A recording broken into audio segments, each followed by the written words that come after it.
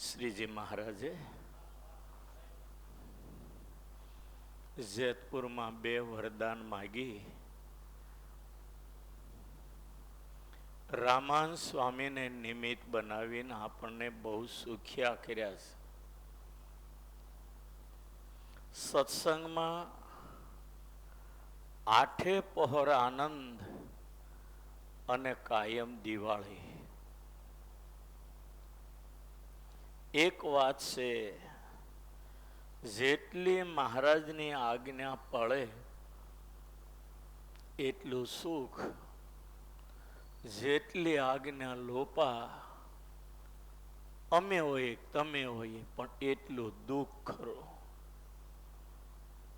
સત્સંગ એ ચિંતામણી જેવો છે. આજે આ સંપ્રદાયમાં સત્સંગમાં સુખ સુખ અને સુખ છે. કોઈ તિલક ચાંદલા વાળાને ક્યાંય ભીખ માગવી પડતી હોય કે સ્વામિનારાયણ મંદિરના દરવાજે એલ્યુમિનિયમની તપેલી લઈને બેસવું પડતું હોય, એવો આ સંપ્રદાયમાં એક પણ વ્યક્તિ હશે નહીં. આ સ્વામિનારાયણ સંપ્રદાયનું જજમેન્ટ, જેને જેનો આશરો એને એની લાશ. આપણે તિલક ચાંદલો કરીને ફરીએ ને, આપણા મા બાપ આપણે ચિંતા કરે ને એની કરતા વધારે આપણા મહારાજ આપણી ચિંતા કરે છે. અને એની ઉપર જો પૂરો ભરોસો મૂકીને જીવવામાં આવે, જોઈ લો જિંદગી જીવવાની કેવી મજા આવે છે. મહારાજ વખતે આપણે દાખલા જોઈએ છે, કેટલો આનંદ કિલોલ કરતા હરિભક્તો સંતો. સંતોની જોકે બહુ કસોટીઓ થઈ, પણ દિલમાં એને કાયમને માટે અહો અહોનો અનુભવ થતો હતો. દુઃખ આવ્યા ને એને દુઃખ માન્યા જ નથી. કારણ કે હેવી પાવર આવતો ને મહારાજની મૂર્તિના સુખનો, એટલે દુઃખ જેવું દુઃખ એને દેખાતું જ નહોતું. અને હરિભક્તો તો અહો અહોથી જીવતા. ભગવાન અને સંત ઓળખાયા, ભગવાન અને સંતોમાં એ થયું ને એટલે જિંદગીમાં મેદાન મારી ગયા કહેવાય. આ કળયુગની અંદર સત્સંગનો પ્રતાપ તો તમે જુઓ. સત્સંગે કરીને જેવું રૂડું થાય છે એવું કોઈ ગુણે કરીને રૂડું નથી થતું. સુપ્રીમ હોય તો આ સંપ્રદાયમાં સત્સંગ છે. અને કુસંગે કરીને જેવું ભૂંડું થાય છે ને એવું કોઈ દોષે કરીને ભૂંડું નથી થતું. 100 વાતની એક વાત, આટલી વાત સમજાવી જોઈએ. આ સંપ્રદાયમાં મહારાજ વખતમાં કેવા કેવા હરિભક્તો થયા, કેવા કેવા સંતો થયા, કેવા કેવા આચાર્યો થયા. એના ઇતિહાસો તમે જોવો ને તો આપણી અકલ ખોવાઈ જાય. બોલો, રઘુવીરજી મહારાજ કેવા હતા. રોજ શયન આરતી પૂરી થાય, ધર્મશાળામાં સંતોની ખબર લેવા જતા. મસાલો હારે હોય, 2 પાર્ષદો હારે હોય. આપણું આસન છે ત્યાંથી બોરજ બાજુની જગ્યાએ બધી માદાની જગ્યા કહેવાતી, ત્યાં માંદાના ખાટલા રહેતા. રઘુવીરજી મહારાજ, ભગવત પ્રસાદજી મહારાજ, વિહારીલાલજી મહારાજ, એ બધા શયન આરતી પછી સંતોની સંભાળ લેવા જતા. આ વાત છે વિહારીલાલજી મહારાજની. વિહારીલાલજી મહારાજ બે પાર્ષદો સાથે માદાની જગ્યામાં સંતોની સંભાવના લેવાય ગયા. મહારાજ આવે એટલે ખબર પડી જાય ને એટલે એને બેસવાની વ્યવસ્થા પાર્ષદો કરી દે. સંતને છાતીએ હાથ મૂકીને પૂછે, સ્વામી કેમ છે તમને? ત્યારે બાજુમાં ઉભા હોય એ સાધુ એમ કે, મહારાજ હા અમારા ગુરુ જમતા નથી, જમે એવું કોને? મહારાજ કે સ્વામી બીમારીમાં થોડું જમવું પડે. ત્યારે સ્વામી એમ કે ભાવતું નથી. તમને જે ભાવતું હોય એ કહો, શું તમને ભાવે છે? બોલો હું બનાવીને લાવું, શું તમને ભાવે છે? ત્યારે સ્વામી કે રાબ હોય ને તો ઈ ખવાય, ગરમ ગરમ. વિહારી લાલજી મહારાજ ઉતારે ગયા. એને બે પત્ની હતી. એક પત્નીને મોઢે મોઢે કહ્યું કે અત્યારે ક્યાં રાબ કરું. બીજી પત્નીને કહ્યું, એને રાબ બનાવી દીધી. વિહારીલાલજી મહારાજે આવી અને એ સાધુને રાબ ખવડાવી. સ્વામીને પાસે બેસી જમાડ્યા. સ્વામી કેટલા રાજી થયા છે. પછી વિહારીલાલજી મહારાજે જેણે સાધુનો પક્ષ ન રાખ્યો એની હારે બહુ વ્યવહાર રાખ્યો નથી. સાધુ કરતા ઊંચું જીવન વિહારીલાલજી મહારાજનું હતું. સંતોને ખૂબ શિક્ષા પત્રીની આજ્ઞા પ્રમાણે સાધુઓને ખૂબ આદર થકી માનતા હતા. આચાર્ય એવા, સંતો એવા. મહારાજ ધામમાં ગયા પછી મેં એવું સાંભળ્યું છે કે અયોધ્યા પ્રસાદજી મહારાજે નક્કી કર્યું કે મહારાજની યાદગીરીમાં મારે એકવાર બધા સાધુને ચાંદીના થાળમાં જમાડવા. અને મહારાજની યાદગીરીમાં મહારાજ ધામમાં ગયા પછી એકવાર બધા સાધુને ચાંદીના થાળમાં જમાડેલા. સાધુ પ્રત્યે આદર ભાવ એનો આ એક પુરાવો કહેવાય. સંતોને પણ હરિભક્તો એવો પ્રત્યે એવો ભાવ, હરિભક્તોને સંતોના પ્રત્યે એવો ભાવ. આપણા સત્સંગમાં અંદરો અંદર કેટલી આત્મીયતા હતી અને આજે પણ છે. હમણાં હું આવતો તો મને એક હરિભક્તે કહ્યું, જો અહીં બેઠા દાસભાઈ, મને કે કાલે ક્લિપ એવી જોઈ, વડતાલના કોઠારી, વડતાલના ચેરમેન, દેવ સ્વામી, નિત્ય સ્વરૂપ સ્વામી બધાની હારે આપણા રાકેશ પ્રસાદજી મહારાજ વિદેશમાં જન્મોત્સવ નિમિત્તે રાસ રમતા હતા. મેં કીધું તો આજે મેં ક્લિપમાં ક્યાંક જોશું. એ આનંદ કેવો હોય તમે નક્કી કરો. બધા આપણા આગેવાન સંતો અત્યારે વિદેશમાં, આચાર્ય મહારાજ ત્યાં, અને આચાર્ય સાધુઓ જ્યારે રાસ રમે તો એ ત્યાંના હરિભક્તો બિચારા કેટલા રાજી થતા છે. અને હું તો એવું માનું, ભગવાન સાધુ ને હરિભગત રાજી થાય એટલે સ્વામિનારાયણ રાજી રાજી રાજી હોય જ. એમાં 1% પણ શંકા કરવાની. ભગવાન, ભગવાનના ભક્તો સાધુ હોય ક્યાં પહેલો પ્રશ્ન તો એ છે. બહુ જન્મના પુણ્ય હોય ને ત્યારે સાધુ અને હરિભગતનું દર્શન થાય.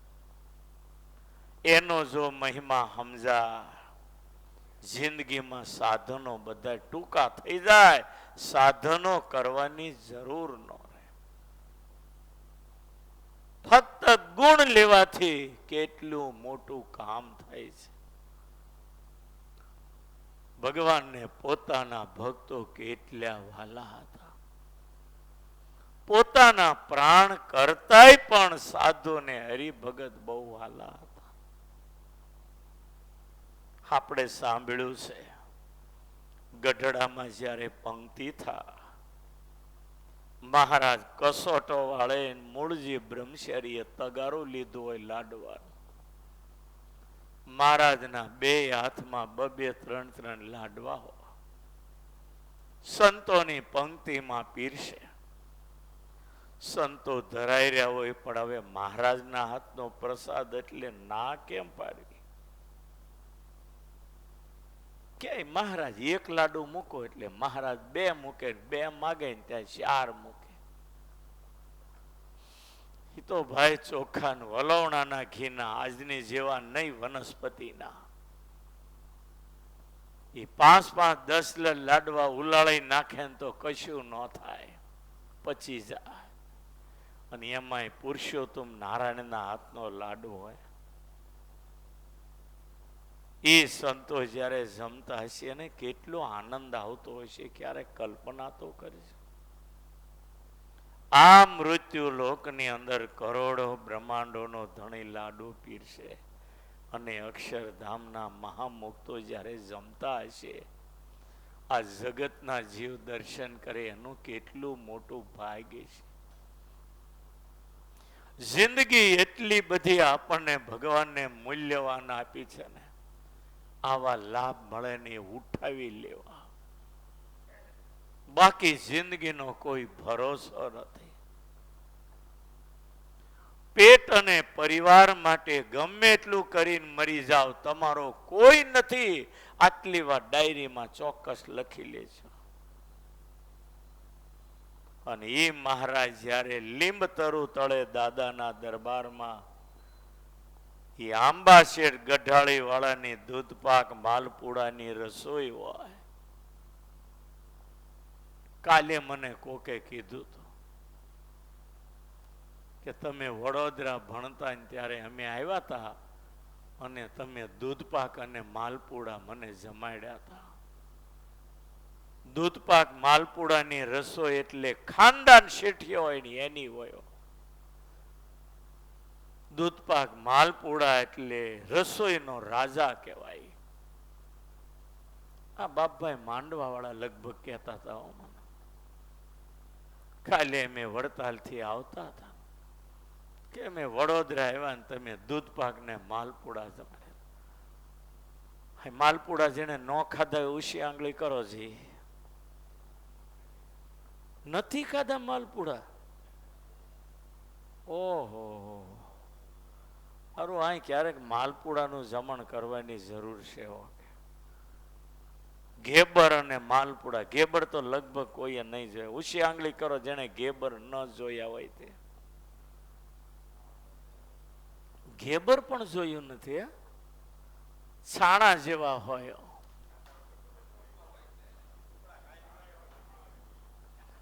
અરે ઘેબર એટલે ઘેબરો હિમાલયમાં બને, દેવપ્રયાગમાં ઘેબરનું વધારે. હાંડવો બને ને એવું જ હોય ઘેબર. એમાં કઈક મને બહુ નથી ખ્યાલ, પણ જેવો તેવો ખ્યાલ છે કે ઘઉંનો લોટ લગભગ હોય છે અને કઢી જેવું કરી નાખવાનું અને પછી ઘીમાં ધુમાડા નીકળે ને એટલું ઉકાળવું પડે. જલેબી પાડવાની જે શોકેલી હોય ને લોઢી એમાં, કડાયામાં, અને પછી ઉકળવા માંડે ને પછી ઝીણી ધાર કરવાની, દોરા જેવી ધારોડી થયા જ કરે, એ પોળું પડતું જાય નીચે ને તળાતું જાય, છાણા જેવું થઈ જાય ને પછી એને તળાવા દે બરાબર, પછી કાઢી લે અને પછી એને હાટાની જેમ છાહણી નાખે. અમારે સરોતરની અંદર ચીઠીઓ પડે, સાધુ ગામડામાં જાય એટલે મહિનો હો જણના માલપુડા જ ઉતારવાના હોય. સરોતરમાં માલપુડા ની જ રસોઈ હોય. અહીં તો કોઈ દી નામે સાંભળવા નહીં મળે. અમને ભૂલી જવાય ને અમારા કદાચ રસોઈયાને નોય આવડે ને તમને ખબર ન હોય એટલે જે ગામ જવું ને એનું નામ શું પૂછવું એના જેવું છે. મહારાજ જયારે દૂધપાક માલપુડાની રસોઈ હોય એ માલપુડા પીરસે ને પછી જયારે કમંડળું લઈને દૂધપાક લઈને નીકળે અને મહારાજને રમૂજ બહુ આવડતી હોય. આપણા મહારાજ આનંદી હતા. બધાને દૂધપાક પીરસ્યો, આખા પત્તર ભરી દો પત્તરમાં હવા શેર જેટલો દૂધ પાક ખામી જાય એવા પત્તર હોય. અને બ્રહ્માનંદ સ્વામી આવે ને, મહારાજ નહીં, મહારાજ નહીં. મહારાજ કે મહારાજ નહીં, આ તો દૂધ પાક. એ ના પાડે ને પત્તર હાથથી પાછળ લઈ જાય તો મહારાજ આખું કમંડળું એના માથા ઉપર ઢોળે અને માખ્યોને ઉત્સવ કરે. બોલો, આવા આવા ઉત્સવો મહારાજે કરેલા. અને આંબો શેઠ બાજુમાં નાચતો હોય. આવા ખાનારા ને આવા ઢોળનારા મળે ક્યાં? આંબો શેઠ નાચવા માંડે, બિચારો રસોઈ આપનારો. કેવી મહારાજે લીલાઓ કરી છે. અંતકાળનો સમય છે ને બહુ વિકટ પરિસ્થિતિ વાળો છે. હજારો માંથી એક જ એવો નીકળે કે એને મૂર્તિ અંતકાળે યાદ આવે. પણ જો મૂર્તિ ભલે યાદ ના આવે, પણ એકવાર બ્રહ્માનંદને દૂધપાકનું કમંડળું માટે ઢોળતા હોય એટલું જો યાદ આવે ને, એ જીવ આર પાર માયામાંથી નીકળી ધામમાં વયો જાય. આટલું યાદ રાખવાની જરૂર છે. બાકી આ જિંદગી મૂલ્યવાન આત્માના કલ્યાણ માટે છે, આનો બીજો કોઈ હેતુ નથી. સંસાર અને જગત દુઃખરૂપ છે, પણ આવી લીલા યાદ રહીને તો જિંદગી સુખરૂપ થઈ જાય. કેવી ભગવાને લીલાઓ કરી છે. ક્યારેક ક્યારેક ભગવાન એવી લીલા કરતા, ચારે બાજુ હરિભગત ઉભા હોય ને મહારાજ સોણી પહેરતા હોય ને, તે એક પાંજામાં બે પગ નાખે, ચારે બાજુ ઉભેલા એવા દાંત કાઢે, એવા દાંત કાઢે. હસતા હસતા સુરા ખાસર બોલે, મહારાજ ગાંડા કાઢો માને. છોકરાને ખબર પડે કે એક પાંજામાં બે પગ નો નખા. કેવા કેવા ટીખળ કરતા. મહારાજે લીલા કરી છે ને એ જ આપણું કલ્યાણ કરી નાખશે. લીલાને યાદ કરજો. ખરેખર લીલા છે ને એ જ આપણું અંધકાળે ભગવાનમાં મન રાખશે અને ધામમાં જવાય છે. બાકી આલોકના પદાર્થમાં જેટલું હેત વધ્યું એટલા મરી ગયા. સમજો અંધકાળ. દીકરામાં હેત વધ્યું, પત્નીમાં હેત વધ્યું, પૈસામાં હેત વધ્યું, ધંધામાં હેત વધ્યું, મોટર બંગલામાં હેત વધ્યું. એટલે સમજવું કે અંતકાળ બગડવાનો જ છે. જેને મૂકવાની જરૂર છે ને એમાં આપણે વધારે ખેંચાઈએ છીએ. પછી અંતકાળ બગડે તો એમાં ભગવાનને હું આપણે દોષ દેવો. પૈસો વધારે મળે ને તો આપણે રાજી થઈએ, પણ કરોડો ભેગા કરીને કરોડોની ઉઘરાણી બાકી હોય ને જ્યારે મરણ પથારીએ પડ્યા હોય ત્યારે મહારાજ યાદ આવે, ઉઘરાણી યાદ આવે. તમે નક્કી કરો લ્યો. ઘણીક વાર મહારાજ માંડ માંડ ઘર હાલે એટલું આપે છે. એ ભગવાનની મોટી દયા સમજવી જોઈએ, પણ આપણે ગાંડા એટલે આપણને ખબર પડતી નથી. ઘણીક વાર ઓછું ભગવાન આપે એમાં પણ આપણું ભલું ઈચ્છતા હોય છે, પણ આપણે માયાના જીવ એટલે આપણને નહીં સમજા. ગરીબ હરિભગત રોજે રોજના રોટલા કાઢતા હશે ને, પણ એની વૃત્તિ ભગવાનમાં રહેશે. નાના ને નાની ઉપાધિ, મોટા ને મોટી ઉપાધિ, પણ અંતે ઉપાધિ તો ખરી જ. આ સત્સંગ જો થાય ને તો આ બધું સમજાઈ જાય. ઈશ્વરે મને આ જગતમાં શા માટે મૂક્યો છે, હું મારે કરવું જોઈએ, અને હું કરું છું ની બધી ખબર આ સત્સંગમાં પડે, એટલે સત્સંગને સુપ્રીમ અને સર્વોપરી કયો છે. દુનિયા રામના ગુણ ગાય તો રામ શબરી આગળ સત્સંગના ગુણ ગાય.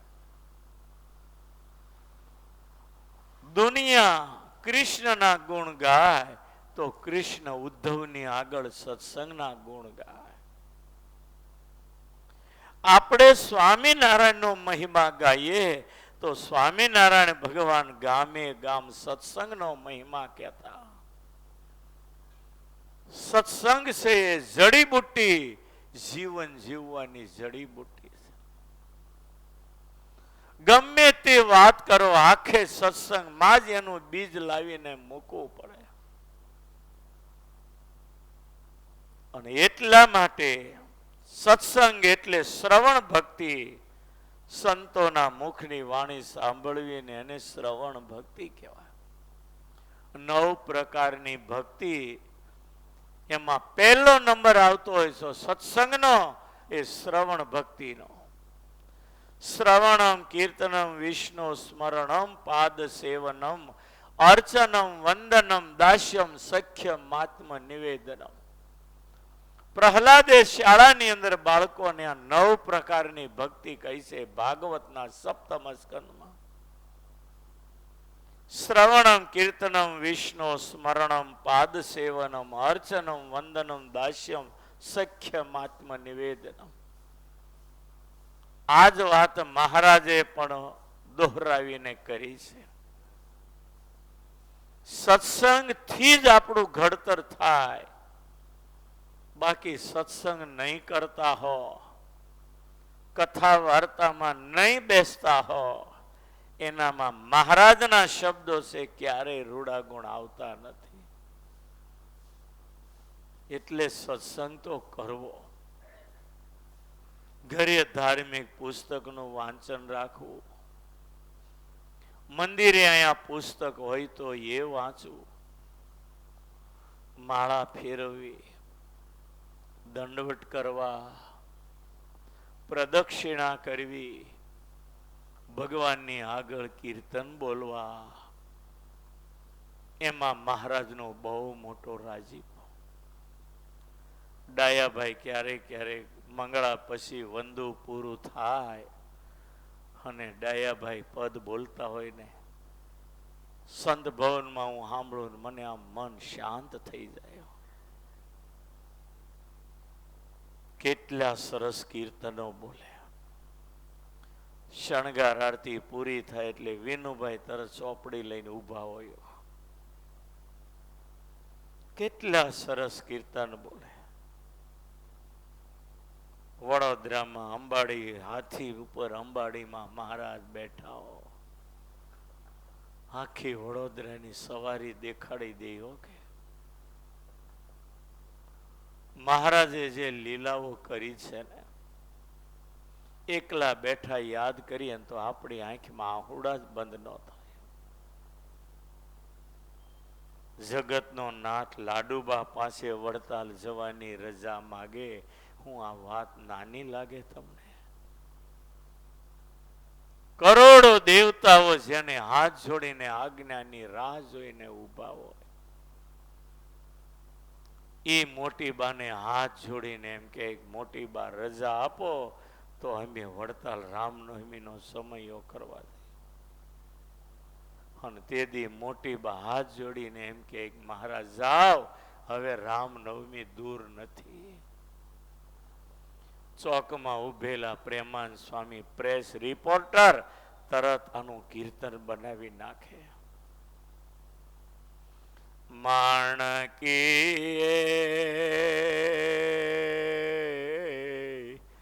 ચડ્યા રે મોહન વાન માળી, આજ્ઞા આપો અમે જઈએ વ્રત પૂરી. મોટી બા હાથ જોડીને રજા આપ્યો.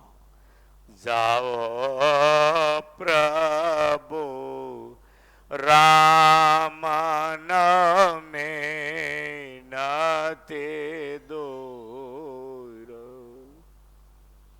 પ્રેમાનંદ સ્વામી જામીન થયો.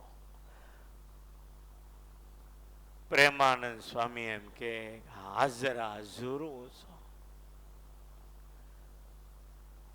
દ્વારકા વાળો જયારે હસ્તિનાપુર આવે, મહિનાઓ સુધી પાંડવોની ભક્તિને વશ થઈને ત્યાં રહેતા. મહિના પછી એ પાંડવોને હાથ જોડીને એમ કે તમે રજા આપો તો હવે દ્વારકા જાઓ. એક વાર ઉત્તરાની પ્રાર્થનાથી રોકાયા, બીજી વાર ભીષ્મના ભાવથી રોકાયા અને ત્રીજી વાર કુંતીના પ્રેમના વેચાણ થઈને રોકાયા. ત્રણ વાર ભગવાનને દારૂકને કહીને રથના ઘોડા છોડી નાખી અને હસ્તિનાપુરમાં રોકાઈ જવું પડ્યું. ચોથી વાર કહ્યું પાંડવોને તમે હવે રજા આપો ત્યારે જવું, અને પાંડવોને રજા આપી ત્યારે દ્વારકા ગયા. આ કેવી કથાઓ લખાણે વિચારતો. એક બાજુ જગતનો જીવન, એક બાજુ કરોડો બ્રહ્માંડો નો તણે, ક્યાંય પાસ ભેગો ન થાય. ઈ ભગવાન પોતાના ભક્તોને કેટલો આધીન વર્તે તો જો. ક્યાં પોરબંદરનો ગરીબ સુદામા, જેને મુઠ્ઠી લોટ ન મળે, અને એક બાજુ સોનાની નગરીનો માલિક અને દેવતાઓની 33 કરોડ દેવની સુધર્મા સભા જેને દ્વારકામાં ઉતારી હતી. પણ સુદામો જ્યારે આવે સિથરે હાલ સ્થિતિમાં આવ્યા. દ્વારપાળોએ ગેટ પાસે ન આવવા દીધા. હાથ ધ્રુજતા સુદામાએ કહ્યું દ્વારકા નાથને સમાચાર આપો, તમારા મિત્ર સુદામા પોરબંદર થી આવ્યા છે. એ લક્ષ્મીની હારે જ્યાં દૂધના ફીણ જેવી શૈયામાં મહારાજ બેઠેલા, અને સેવકે આવી હાથ જોડીને કહ્યું પ્રભુ પોરબંદર થી કોઈ સુદામા નામના આપણા મિત્ર આવ્યા એવું કે છે. આટલું સાંભળતા દ્વારકાના શૈયામાંથી ઠેકડો મારીને ઉભા થઈ ગયા. એ દોડીને દાદર ઉતરતા ઉતરતા તો ખેસ ખભેથી પડી ગયો, એને ખબર ન રહી. અને સુદામાને જોયા ને એના શરણમાં માથું મૂકી દીધું. સુદામાને શરમ આવી. આ દયાળુ ભગવાનની સ્થિતિ પોતાના ભક્ત માટે છે. માટે વહાલા ભક્તો, આપણને જે સ્વામિનારાયણ ભગવાન ઓળખાયા, આ વિશ્વના ગોળા ઉપર આપણો જેવો કોઈ ભાગશાળી નથી. એમણે જે આપણને શિક્ષાપત્રીમાં આજ્ઞાઓ કરી એ પાળી રોજ લક્ષ્મીનારાયણ દેવ હરિકૃષ્ણ મહારાજ આગળ 5 માળા કરો, કીર્તન બોલો, દંડરત પ્રદક્ષિણા કરો, અને એવું ભજન કરો કે અંતકાળે ભગવાન આપણને તેડવા આવે અને પોતાના કરીને પોતાના શરણમાં રાખે. એવું જીવન આપણે બનાવવાની જરૂર છે. એટલું કઈ વીર